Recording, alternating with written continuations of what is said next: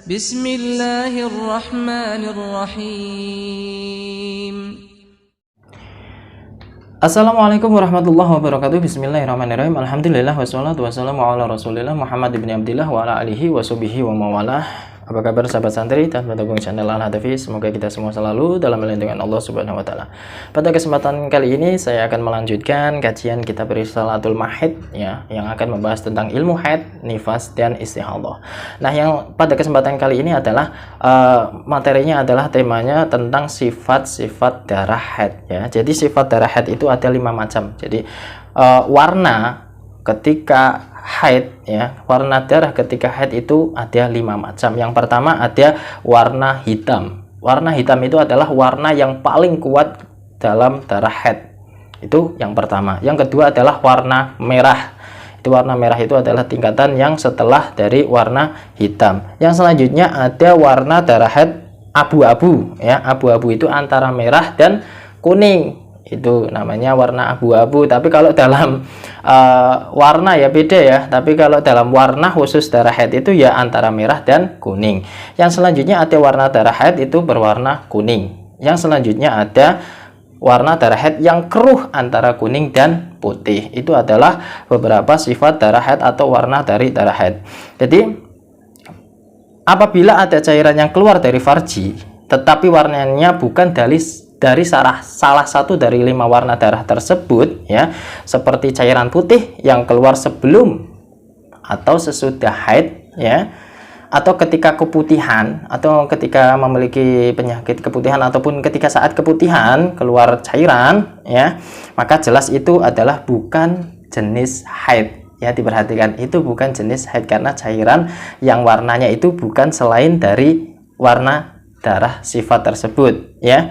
Ya, itu adalah sama halnya dengan air kencing ya. Jadi harus diperhatikan betul-betul ini. Warnanya ada 5 saja. Warnanya ada 5 ya. Nah, kalau keluar cairan ya sesudah ataupun sebelum haid ya, itu dipastikan hampir sama dengan kencing ya. Oleh karena itu jika keluar terus-menerus maka tetap diwajibkan sholat ya.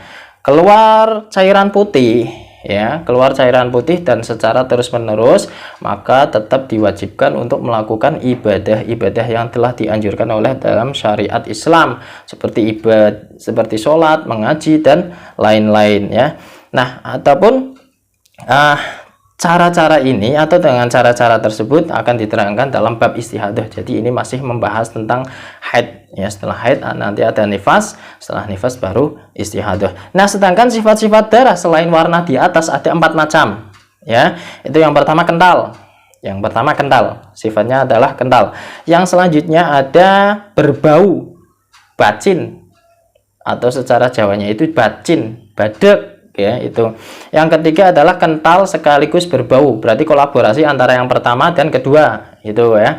Yang selanjutnya tidak kental dan tidak berbau, itu menjauh dari semuanya ya. Yang pertama kental berbau ya, yang selanjutnya kental berbau, yang selanjutnya tidak kental dan tidak berbau. Itu adalah sifat-sifat darah atau selain warna ya.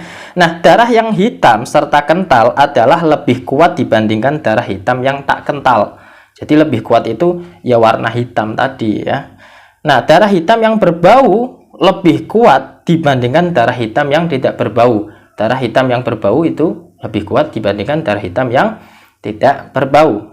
Darah kental yang berbau lebih kuat dibandingkan darah kental yang tidak berbau, atau berbau tapi tidak kental, dan seterusnya. Itu harus diperhatikan.